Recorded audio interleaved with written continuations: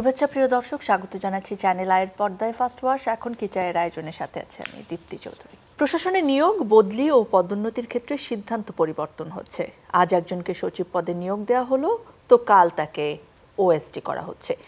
একই অবস্থা হচ্ছে অন্যান্য গুরুত্বপূর্ণ পদসহ জেলা প্রশাসক পদে নিয়োগের ক্ষেত্রেও। অনেক প্রজ্ঞাপন, অফিস আদেশ জারি করেও তা টেকাতে পারছেন না সরকার। ৪৩তম বিসিএস এর নিয়োগ সংক্রান্ত প্রজ্ঞাপন জারির পর স্থির থাকতে পারেনি সরকার। এতে নিয়োগের সুপারিশ পাওয়া ২২৭ জনকে বাদ দেওয়া এবং পরে তাদের কয়েকজনকে যোগদানের সুযোগ দেওয়া হয়। মাস দুয়েক আগে জনপ্রশাসন সচিব গণমাধ্যমে বলেন যে মূল্যস্ফীতি বিবেচনা করে সরকারি কর্মকর্তা কর্মচারীদের মহার্ঘ ভাতা দেয়া হচ্ছে। কয়েকদিন আগে অর্থ উপদেষ্টা সুস্পষ্টভাবে জানিয়ে দিয়েছেন যে এই মুহূর্তে সরকারি কর্মচারীদের মহার্ঘ ভাতা দেওয়ার কোনো পরিকল্পনা সরকারের নেই। সম্প্রতি ৬ জনকে সরকারি কর্ম কমিশনের সদস্য নিয়োগ দিয়ে আবার তা বাতিল করা হয়েছে। সবকিছু মিলিয়ে জনপ্রশাসনের কর্ম সম্পাদনে অস্থিরতা, অবিবেচনা, সর্বোপরি নিয়োগ, পদোন্নতি, পদায়নে দোদুল্যমানতা, সিদ্ধান্তহীনতা ও বিশৃঙ্খলতা এখন যেন নিত্য নৈমিত্তিক ব্যাপার হয়ে দাঁড়িয়েছে। প্রিয় দর্শক, আমাদের আজকের আলোচনার বিষয় কি হচ্ছে জনপ্রশাসনে।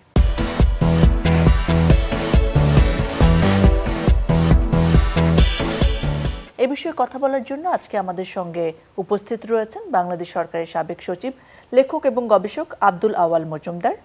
আমাদের সঙ্গে রয়েছেন সিনিয়র সাংবাদিক ইলিয়াস খান। আপনাদের দুজনকে স্বাগত জানাচ্ছি, অনেক ধন্যবাদ সময় দেওয়ার জন্য। আব্দুল আওয়াল মজুমদার স্যার, আপনাকে দিয়ে শুরু করি বরঞ্চ। আপনি নিজে এই পেশায় ছিলেন এবং এই পেশা সংক্রান্ত অনেক বই এবং গবেষণা আপনার রয়েছে। সে জায়গায় একটুখানি জানতে চাই আমি যে অবসরপ্রাপ্ত এবং পদোন্নতি বঞ্চিত ৬ কর্মকর্তাকে সচিব পদে চুক্তিভিত্তিক নিয়োগ দেওয়া হলো এবং এরকম আরও অনেক চুক্তিভিত্তিক নিয়োগ আমরা দেখেছি। এর প্রভাবটা আসলে কি? আমরা দেখেছি যে অনেকে আসলে নেগেটিভ কথাও বলছেন যে তারা আসলে মেধাবী হলেও কতটা এই সময়ে এসে আবার দিতে পারবেন অবসর গ্রহণের পরে সার্ভিস, কিংবা এই ১৬ বছর যারা প্রশাসনের দায়িত্ব পালন করছেন তারা সবাই আসলে দলবাজ কিনা। কারণ দলবাজ আছে বলেই দেখা যাচ্ছে অন্য খান থেকে মানুষকে এনে নিয়োগ দেওয়া হচ্ছে। কি বলবেন আপনি? আচ্ছা, এই চুক্তিতে নিয়োগ দেওয়া নতুন কিছু নয়। ১৯৭৫ সালের ঘটনার পর তৎকালীন সরকারও এস এম শফিউল আজম, যিনি ১৯৪৯ বেসের আরও সিনিয়র, তাকে ধরে এনে চুক্তিতে ক্যাবিনেট সেক্রেটারি নিয়োগ করা হয়েছিল। উনার পরে যাকে আনা হয়েছিল উনি বিএনপি নেতা ডক্টর আব্দুল মোমেন খানের বাবা আব্দুল মোমেন খান। উনি ছিলেন ১৯৪৫ ব্যাচের। তো কাজে এটা নতুন কোনো বিষয় নয়। চুক্তিতে অভিজ্ঞ লোকদেরকে, দক্ষ লোকদেরকে নিয়ে আসা এটা পুরো বিশ্বেই আছে। কিন্তু এখন যেটা সমস্যা হচ্ছে এটা হলো তাদের দক্ষতার ঘাটতি দেখা যাচ্ছে এবং তাদের সমন্বয়ের অভাব। তারা সমন্বয় করতে পারছে না। এখন তারা দীর্ঘদিন বাইরে থাকলেও, কারণ তারা তো একা কাজ করেন না, ইট ইজ এ টিম। তাদের আশেপাশে অনেক লোক আছে যারা এখন কাজ করে। তো তাদেরকে নিয়ে টিম বিল্ডিং করা, তাদের মাধ্যমে খোঁজ খবর নিয়ে আপনার যোগ্য লোক বের করা কোনো কঠিন কাজ না, একেবারে সহজ। আমি দীর্ঘদিন সরকারের সাথে কাজ করেছি, এটা কোনো বিষয় না। কিন্তু এখন নেতৃত্বটা কার হাতে? টানাপোড়েন আছে, এটা এক হাতে হচ্ছে না। সরকার একাও করতেছে না। বাজারে যেটা গুজব আছে, নানাজন নানাভাবে পার্সু করে, নানাজন নানাভাবে সুপারিশ করে, নানাজন নানাভাবে নাম দেয়। আর এখন যারা এটা সমন্বয় করার কথা তাদের মধ্যেও একটা অস্থিরতা, তারা দক্ষতাটা দেখাইতে পাচ্ছেন না। এই কারণে আপনার এই একবার নিয়োগ দিচ্ছে, আবার বাতিল হচ্ছে এবং এটা সরকারের জন্য বিব্রতকর। এটা সরকারদের দুর্বলতা প্রকাশ পাচ্ছে এবং এটা দেখে নাগরিকেরা হতাশ হচ্ছে, প্রশাসনিক কাজও বাধাগ্রস্ত হচ্ছে। কারণ এই সরকারের কাছে সবার প্রত্যাশা ছিল আকাশচুম্বী, যে তারা ভালো চালাবে, ভালো করবে, এই যে দীর্ঘদিনের যে অনাচার সেগুলো তারা দূর করবে। কিন্তু এখন এখানে সম্ভবত একক নেতৃত্ব নাই, নানাজন নানা দিক থেকে পুশ করে এবং সেটা করতে গিয়ে আর কোনোটাই সুশৃঙ্খলভাবে হয় না, আর কেউ দায়িত্ব নিচ্ছে না। তো এখানে প্রথম হলো দক্ষতার অভাব, এরপর হলো সমন্বয়ের অভাব, যে সবাই মিলে যে একটা কিছু করা, এটা হচ্ছে না। দলের ট্যাগ দেওয়ার তো প্রশাসনের ক্ষেত্রে একটা একেবারে কমন জিনিস নিশ্চয়ই। ইলিয়াস খান, আপনার কাছে একটু জানতে চাই, অন্তর্বর্তী সরকারের উপদেষ্টা নাহিদ ইসলাম বলেছেন যে ৫ই আগস্টের পর প্রশাসনের গুরুত্বপূর্ণ বিভিন্ন পদে বিএনপি সমর্থক কর্মকর্তা এবং বিএনপি দলীয় লোকদের পদায়ন করা হয়েছে। সো এর আগে আবার বলা হয়েছে যে 16 বছরে যারা যারা কাজ করছে তাদের অনেককেই ফ্যাসিস্টদের দোসর বলে এখন আবার পদোন্নতি বঞ্চিত করা হচ্ছে।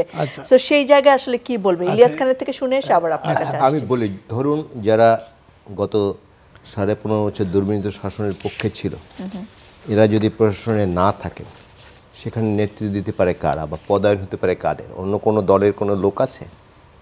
আপনি বাংলাদেশের প্রেক্ষাপটে দেখুন, জামাত, বিএনপি এবং জামাত বাদে, জামাতের তাও বিএনপির চেয়ে অনেক কম, অন্য দলের লোক তো নাই। সুতরাং বিএনপির লোকজনই তো পদায়িত হবে। বাট আগে যেভাবে দলীয়করণ হয়েছে, আমি আশা করতে চাই সেরকম যেন না হয়। এবং দলীয়করণের ফল আপনি দেখুন, নিশ্চয়ই আপনি 2-3 দিন আগে দেখেছেন, শিক্ষকের একজন কর্মকর্তা তিনি চাকরি রেখে এসে, অফিস রেখে এসে প্রেস ক্লাবের সামনে আওয়ামী লীগের পক্ষে লিফলেট বিতরণ করছেন। এর আগে দেখেন একটি মেয়ে, সে শহীদ আবু সাইদ, তাকে নিয়ে কটূক্তি করেছে, তার মৃত্যু হয় না, মৃত্যু কীভাবে হয়েছে, নানা কিছু বলেছে। এটি তো দলীয়করণের কারণে হচ্ছে। আমি একটু উদাহরণ দিই, দলীয়করণ কীভাবে হচ্ছে। আমার উপজেলায় যিনি মুক্তিযোদ্ধা কমান্ডার ছিলেন, তিনি আবার বিএনপির সভাপতি ছিলেন। তার মেয়েটি প্রশাসন ক্যাডারে চান্স পেয়েছিল, কিন্তু ওই যে পুলিশ ভেরিফিকেশন নানা কিছু হয়, তখন তাকে বাদ দেওয়া হয়েছে, যদিও সম্প্রতি আবার তার চাকরি হয়েছে। এভাবে দলীয়করণের কারণে প্রশাসনে স্যার যথাযথ আমি ইউজ করেছেন, একটা অস্থিরতা চলছে। আসলে কোনো কিছু ঠিকমতো যেন কেন হচ্ছে না। যেমন ধরুন পিসি 6 জন মেম্বার বলেছেন, তাদেরকে নিয়োগ দেওয়া হয়েছে, কিন্তু পরে দেখা গেলো তারা ফ্যাসিস্টের সহযোগী ছিল কেউ কেউ। এই যে বাংলা একাডেমি পুরস্কারের কথা বলুন, সব জায়গায় একটা অস্থিরতা চলছে। সেটি ঘোষণা করে আবার 3 জন বাদ দিয়ে আবার নতুন করে করা হয়েছে। সুষ্ঠু গণতান্ত্রিক পরিবেশ যদি থাকে, একটি দেশ যেভাবে চলা উচিত, গণতান্ত্রিক ব্যবস্থা যেভাবে হওয়া উচিত, সেভাবে যদি চলে, এই সংকটগুলো কিন্তু দূর হয়ে যাবে। জনাব আব্দুল আউয়াল মজুমদার স্যার, আপনার কাছে জানতে চাই, এই যে নানা ধরনের ট্যাগ সরকারি কর্মকর্তা কর্মচারীদের, প্রশাসন সহ অন্যান্য ক্ষেত্রেও এটা দেওয়া হয়, এই যে লেবেল, এটাকে কতটা জাস্টিফাইড মনে করেন? এখন আমলাতন্ত্রের বা সিভিল সার্ভিসের বৈশিষ্ট্যটাই হলো যে তারা নন পলিটিক্যাল হবে, নন পার্টিজান হবে। রাজনৈতিক সরকার আসবে যাবে, তারা সরকারের সাথেই সমন্বয় করে কাজ করবে এবং তারা রাষ্ট্রের কাজ করবে, সরকারের কাজ করবে, কোনো দলের নয়। কিন্তু এখন দুর্ভাগ্যবশত আমাদের দেশে এই দলীয় দলদাস কিছু লোক হয়েছে, এটা অস্বীকার করা যাবে না। রাজনৈতিক সরকাররাও তাদেরকে ব্যবহার করেছে, তারাও ফায়দা লুটার জন্য রাজনৈতিক সরকারকে ব্যবহার করেছে। কিন্তু তার অর্থ আবার এইও নয় যে সবাই এটা করেছে। তো এখন যেটা করা উচিত, যারা এই দলদাসগিরি করেছে তাদেরকে চিহ্নিত করা উচিত, তাদেরকে শাস্তি দেওয়া উচিত, অন্তত এই কারণে যাতে ভবিষ্যতে এটার পুনরাবৃত্তি আর কেউ না করে। আবার আপনি যদি এই একেবারে অনুমানের উপরে পরীক্ষা নিরীক্ষা না করে, বাছাই না করে, অনুমানের উপরে সবাইকেই বলেন যে না এরা আগের আমলে সবাই এই করেছে, কিন্তু তাইলে আগের আমলে কি কোনো অফিসার থাকতো না? কোনো অফিসারের দরকার ছিল না? তো এই কারণে এখন বাছাই করতে হবে, বাছাই করে, এবং বাছাই করাটা কোনো কঠিন কাজ না, একেবারে সহজ কাজ। নানা রকম গোয়েন্দা সংস্থা আছে, তারপরে মানে এমনিও কেউ না কেউ কাউরি চিনে। আমরা যদি গড়ে ট্যাগ দিই সেটাও অন্যায় হবে, আবার যদি বাছাই না করি সেটাও অন্যায় হবে। কারণ কিছু লোক বাড়াবাড়ি করেছে, ক্ষমতার অপব্যবহার করেছে, বিনা ভোটের নির্বাচনকে সহযোগিতা করেছে। তো যারা একেবারে এরকম মার্কা মারা, তাদেরকে বাছাই করেন, তাদেরকে বাদ দেন, তাদেরকে শাস্তি দেন। কিন্তু যারা মোটামুটি পেশাদার ছিল তাদেরকে আপনি কাজে লাগান। সেটা কতটা নিশ্চিত করতে পারছে, এটাও নিশ্চয়ই একটা প্রশ্ন। কারণ কেবল রাজনৈতিক সংশ্লিষ্টতার কারণে কাউকে চাকরি বঞ্চিত করা যাবে না, এইটা তো এই সরকার আসলে শুরুতেই বলেছে। কিন্তু তারপরেও পুলিশ ভেরিফিকেশনের রাজনৈতিক সংশ্লিষ্টতা সেটাতে সীমা আছে। ধরুন ডিসি সাহেব, এসপি সাহেব, ওসি সাহেব একই মঞ্চে উঠে নৌকার ভোট চেয়েছে, এটা তো পাবলিক সার্ভেন্ট এটা করতে পারে না। যারা আচরণবিধি লঙ্ঘন করে, যারা সিভিল সার্ভিসের বৈশিষ্ট্যকে পদদলিত করে, নিরপেক্ষতাকে পদদলিত করে, পেশাদারিত্বকে পদদলিত করে সরকারের লেজুর ভিত্তি করেছে, এটা তো একটা ক্রাইমের মতো। হ্যাঁ, ক্রাইমের মতো, এটা ক্রাইমের মতো। কাজেই তাদেরকে আপনি ছাড় দেবেন না। কিন্তু এই যে পুলিশ ভেরিফিকেশনের নামে যে পিএসসি সুপারিশপ্রাপ্ত চাকরি প্রার্থীদের যে বাদ, আচ্ছা এটাও ধরেন, এটা আগেও হয়েছে। যেমন 1955 সালে উনার দেশে বাড়ি পটুয়াখালীতে বাড়ি, আমার শিক্ষক, পরে উনি ঢাকা ইউনিভার্সিটিতে শিক্ষক ছিলেন, ABM আব্দুল লতিফ।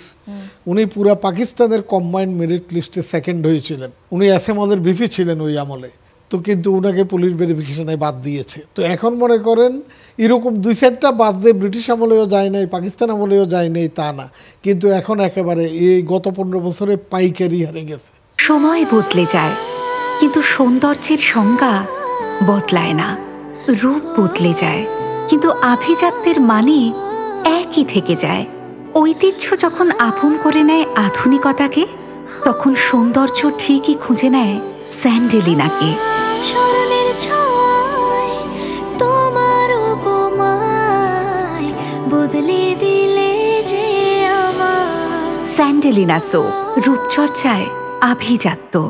যেমন আমাদের যে স্পিকার ছিলেন শিরিন শারমিন চৌধুরীর বাবা, উনি পূর্ব পাকিস্তান ছাত্রলীগের সভাপতি ছিলেন, কিন্তু উনি তো সিএসপি হয়েছেন।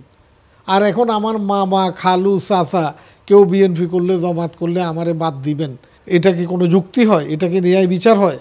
তো এখানে মনে করেন তারা যেভাবে বাছাবাছি করেছে, পুলিশ ভেরিফিকেশনটা কোনো অন্যায় কিছু না, কারণ একজনের চারিত্রিক বৈশিষ্ট্যের খোঁজ নেওয়ার জন্য এটা হইতেই পারে, কিন্তু যেভাবে রাজনৈতিকভাবে অবিচার করা হয়েছে এটা মানে ঠিক হয় নাই, এবং এটা অন্যায় হয়েছে, অপরাধ হয়েছে। কারণ আমার মামা কোন দল করবে আমার জিজ্ঞাসা করে করবে, আমার চাচা রাজনীতি কি আমার জিজ্ঞাসা করে করবে, আমার খালু রাজনীতি কি আমার জিজ্ঞাসা করে করবে, কিন্তু আপনি তাদেরকেও বাদ দিয়েছেন।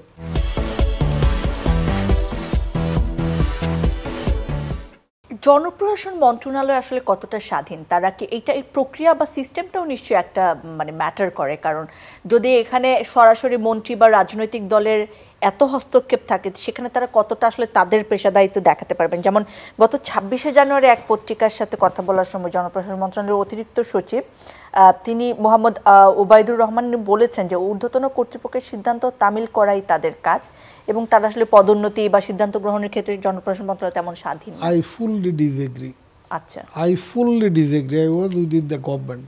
কারণ এখন বাসার চাকরও কিছু কথা বলে, আপনার বাসায় যে গৃহ সহকারী থাকে সেও কিন্তু মাঝে মধ্যে চিল্লাই উঠে যে না আমি এটা পারবো না। তো এখন কিছু তো রাজনৈতিক বিষয় থাকবে, কিন্তু আমি যেটা বলছি শুরুতে, অস্থিরতার কারণে এখন কেউ দায় নিচ্ছে না, কিন্তু তারা যদি দায় নেই, তারা যদি সরকারকে বলে, যেমন সামারিটা তো মনে করেন এই পিএসসির 6 জন মেম্বার, এটা তো জনপ্রশাসন মন্ত্রণালয় থেকেই গেছে, তো সেখানে তো মনে করেন জনপ্রশাসন সচিব, ক্যাবিনেট সেক্রেটারি তারা এটা দেখে দেবে এখানে কোনো কিছু আছে কিনা, গোয়েন্দা রিপোর্টগুলো দেখবে, তারপরে তারা সরকারকে বলবে। শোনা না শোনার বিষয় সরকারের।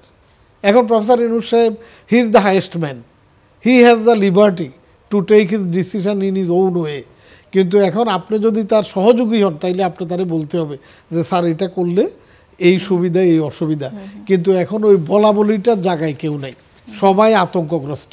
সবাই তো দেশের ভালো চাই। হ্যাঁ, আমরা দীর্ঘদিন সাফার করেছি, আমরা বলি শিশু রাষ্ট্র, আসলে শিশু রাষ্ট্র না, 53-54 বছর বয়স হয়ে গেছে, আমাদের সামনের দিকে যেতে হবে। তবে এবার একটা সুযোগ কিন্তু দীর্ঘদিন পর এসছে।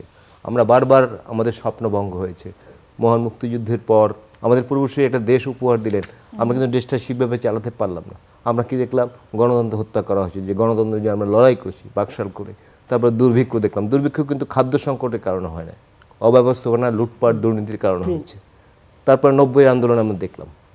90 আন্দোলনেও আমাদের একটা স্বপ্ন ছিল, কিন্তু স্বপ্ন কিন্তু ব্যর্থ হয়েছে। আমি একটি প্রসঙ্গে বলি যে 90-এর আগে ইভেন এরশাদ সরকারের আমলেও বিভিন্ন বিশ্ববিদ্যালয়ের ভিসি কিন্তু যোগ্যতার ভিত্তিতে হতে, বাট ঢাকা বিশ্ববিদ্যালয়ে এমন মানুষ ভেসে হচ্ছে দলীয় কারণে, যিনি একটি বাংলা শব্দ ঠিকভাবে উচ্চারণ করতে পারেন না। এই দৃশ্য তো আমরা দেখেছি, বাট এবারে প্রেক্ষাপটটা কিন্তু একদম সম্পূর্ণ ভিন্ন। যেমন 90-এর আন্দোলনে শুধু ঢাকা বিশ্ববিদ্যালয় এবং কয়েকটা শিক্ষা প্রতিষ্ঠান কেন্দ্রিক আন্দোলন ছিল, এটা আরবান আন্দোলন ছিল, কিন্তু এবার আন্দোলন কিন্তু সবাইকে ছুঁয়ে গেছে, আপনাকে, আমাকে, ওনাকে, সবাইকে, আমাদের সন্তানদের, আমাদের বাবাদের, সবাইকে। সুতরাং এবার যদি আমাদের আশাভঙ্গ হয় তাহলে কিন্তু আমাদের অনেক এই যে জনপ্রশাসন কিংবা আইন শৃঙ্খলা, সেখানে যে একটা নিয়ন্ত্রণ আসতে পারছে না বা আমরা যে অ্যাক্টিভ করতে পারছি না ব্যাপারটাকে, সেটা নিশ্চয়ই অনেকেই কম বেশি স্বীকার করবেন। এটার মূল কারণ আসলে কি? নানা জনের টানাটানি। ওই যে বললাম, আপনি খোঁজ দেন আগে এই 6টা নাম দিল কে? পিএসসির যে 6 জনকে নিয়োগ দিয়ে বাতিল হইল, একজন সেক্রেটারিকে দিয়ে নিয়োগ দিলে খাদ্য সচিব, তাইলে এই নামগুলো দিল কে? এই নামগুলো যে মেকানিজমে আসার কথা সেই মেকানিজমে আসে নাই।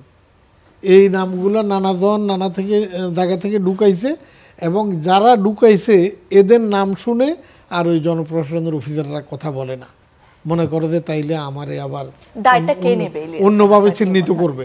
দায় আমাদের সবাইকে নিতে হবে, সবাইকে নিতে এগুলো চেঞ্জ করতে হবে। আসলে আমাদের রাজনৈতিক সংস্কৃতি তো আছে যে আমার দলের লোক যোগ্য হোক অযোগ্য হোক আমি তার সাপোর্ট করি, যে তাকে দিতে হবে। সবার শেষে দেশটা, আসলে দেশটাকে ভালোবাসতে হবে। ছোট্ট পৃথিবীর 1001 ভাগ কিন্তু বাংলাদেশের ভূখণ্ড, যে স্থলভাগ যেটি আছে, এবং পৃথিবীর 1000 ভাগে 27 ভাগ মানুষ এই দেশে, জনচাপে পিষ্ট একটি দেশ। সেই দেশে যদি এত সংকট থাকে, আপনি দেখুন এই যে আপনাদের অফিসের সামনে রাস্তাটা 5 কিলোমিটারের গাড়ি চলছে, 100 কিলোমিটারের গাড়ি চলছে, 50 কিলোমিটারের গাড়ি চলছে, 2 কিলোমিটারের গাড়ি চলছে। এটা কোনো রাষ্ট্রে চিন্তা করা যায় না। পৃথিবীর কোথাও এরকম দৃশ্য আর নাই, পৃথিবীর কোথাও নাই। এখন আমাদের সময় এসছে, এবং আমি আশাবাদী এই কারণে, এবারে যে ছাত্র আন্দোলন করেছে তারা ধরুন 17 থেকে 27 বছর বয়স, তারা কিন্তু দীর্ঘদিন পলিটিক্যাল রাজনৈতিক সচেতন থাকবে এবং অনেকে রাজনীতি করবেনও। তাদের দেশটিকে চেঞ্জ করার একটি স্বপ্ন কিন্তু আছে। সুতরাং আবার সকল ভেদাভেদ ভুলে আমাদের দেশটাকে গড়ার জন্য সবাইকে সামনে যাওয়া উচিত। আমার দলের লোক অযোগ্য হলে আমি এক জায়গায় বসিয়ে দিলাম, এই প্রবণতা থেকে আমাদের বেরিয়ে আসতে আর হবে। আমি সরকারকে একটা বার্তা দিতে চাই আপনার মাধ্যমে বা এই অনুষ্ঠানের মাধ্যমে। বাজারে এখন একটা গুজব আছে, তদবির যার পথ তার, যে তদবির ছাড়া কিছু হয় না। তো এই তাহলে তদবিরটা করে কে? আপনিও একটা নাম দিতে পারেন, একটা ভালো লোক। যদি কেউ বলে যাচ্ছে 2টা ভালো লোকের নাম দেন, তাইলে আপনি নাম দিবেন, এরপরে তো আপনি পার্সু করবেন না। তখন ভালো না মন্দ সেটা ঝালাই করে সরকার ঠিক করবে। তো এখন যদি বাজারের ইমপ্রেশনটা এরকম হয় যে তদবির করা ছাড়া কিছুই হয় না, আর সবই তদবিরে হচ্ছে, তো তার মানে তো বিষয়টা অনেকটা তাই আসলে। হ্যাঁ, তো সেটা যদি হয় তাহলে জনপ্রশাসনের অফিসাররা এই অর্থে অসহায়, এই অর্থে তো তারা অসহায়, কারণ তদবিরকারীরা তাদের থেকে বেশি সংগঠিত, বেশি প্রভাবশালী, বেশি ক্ষমতাশালী। তো এখন আপনি এই তদবির যদি বন্ধ হয়, হ্যাঁ সরকার নানা জন থেকে নাম নিতে পারে, কিন্তু এরপরে যাচাই বাছাই করবে সরকার নিজের মেকানিজমে, এবং সেখান থেকে চূড়ান্ত করবে সরকার নিজের মেকানিজমে। কিন্তু এখন এটা হচ্ছে বলে অনেকেই মনে করে না। আপনার কি মনে হয় জনপ্রশাসনকে যদি আমরা আরো অ্যাক্টিভ করতে চাই এবং এই রকম পরিস্থিতি যাতে আর না হয় যে একটা সরকার যাওয়ার পরে এরকম ভাবে অকেজো হয়ে পড়ে কিংবা এত মানুষকে আমাদেরকে এরকম আসল রূপ দেখতে হয়, তো এটা যাতে আর না হয় সেজন্য আসলে এই সময় আমাদের না, এটা সেটা যাতে না হয় এর জন্য নির্ভর করবে সরকারের উপরে।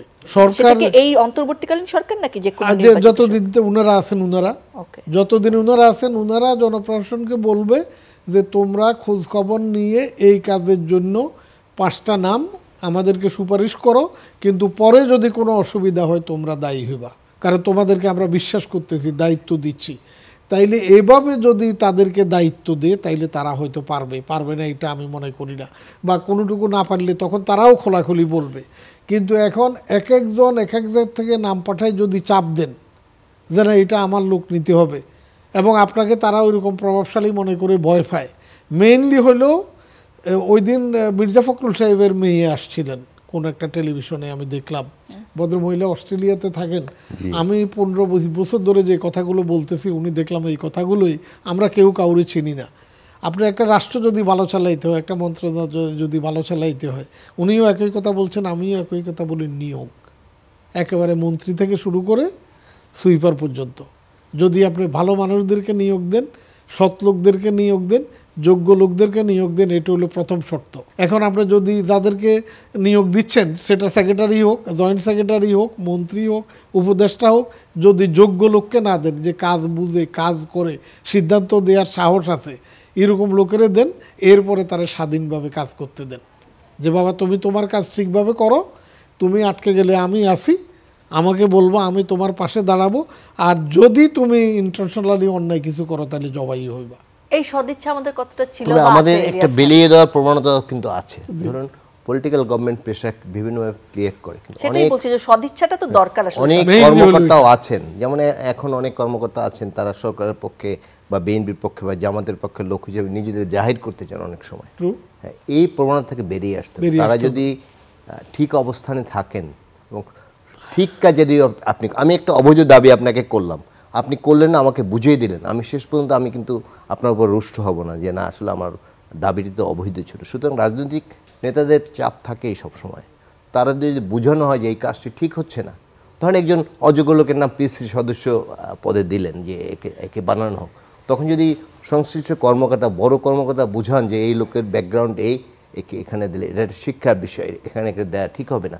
আমার মনে হয় রাজনৈতিক নেতারা তারাও তো দিন শেষে দেশের ভালো চান, এগুলো তারা কি বলে যে তারা এগ্রি করবে না। সুতরাং আমাদের একটু হিম্মত থাকতে হবে আপনাদেরও। আমরা দেখেছি, আমি একবারে গিয়ে নৌকার পক্ষে ভোট চাচ্ছি, এই যে স্টেজে গিয়ে নৌকার পক্ষে ভোট চেয়েছে, আওয়ামী লীগ তো বলে নাই যে তুমি আমার পক্ষে ভোট চাও, নিশ্চয়ই বলে নাই, কিন্তু অনেকে চেয়েছে, এসপি চেয়েছে, ডিসি চেয়েছে, ওসি চেয়েছে, কিন্তু তাদের কোনো শাস্তি কিন্তু হয়নি। হয়তো রমনায় ছিল, তাকে তেজগাঁয়ে ট্রান্সফার করেছে, এইটুকু শাস্তি হয়েছে, তাও অনেক জায়গায় হয়নি। সুতরাং এই সংস্কৃতি থেকে যে বেরিয়ে আসতে পারি, দিন শেষে একটি কথাই আমার খুব কষ্ট হয়, আমাদের দেশের মানুষের এই যে প্রশ্নাতীত দেশপ্রেম, অনেকের কিন্তু এটি ঘাটতি আছে। যদি ঘাটতি না থাকে, দেশের টাকা লক্ষ লক্ষ কোটি টাকা বিদেশে পাচার করা হচ্ছে, বিদেশে বেগমপাড়া করা হচ্ছে, মালয়েশিয়া করা হচ্ছে, সিঙ্গাপুরে করা হচ্ছে, বাংলাদেশ টাকা নিয়ে সিঙ্গাপুরে ধনী হচ্ছে। এই দেশপ্রেম থাকলে এগুলো করতে পারে না। দিন শেষে দেশটাকে ভালোবাসতে হবে। আমরা কেন জানি এই চেতনাটাই আমরা উদ্বুদ্ধ করতে পারি না। কিভাবে সম্ভব? দুইটা জিনিস আলাদা করতে হবে, একেবারে ক্লিয়ারলি আলাদা। একটা জিনিস হলো, একটা রাজনৈতিক দলের রাজনৈতিক কর্মী লাগবে, তারা মাঠে ঘাটে থাকবে, এরা তাদের ভোট যোগাবে, সমর্থন যোগাবে, জনপ্রিয়তা যোগাবে। আর অফিসার থাকবে যাদের কোনো রাজনৈতিক সংস্রব থাকবে না, যারা শুধু সরকারের কর্মসূচি বাস্তবায়ন করবে এবং সেখানে সীমাবদ্ধ থাকবে, সরকারকে সৎ পরামর্শ দেবে, দরদ দিয়ে সরকারের কাজ করবে। তো এখন যদি অফিসারদেরকেও আপনি রাজনৈতিক কর্মীর মতো ব্যবহার করতে চান বা তারাও হতে চায়, তখন আর সেটা ভালো চলবে না।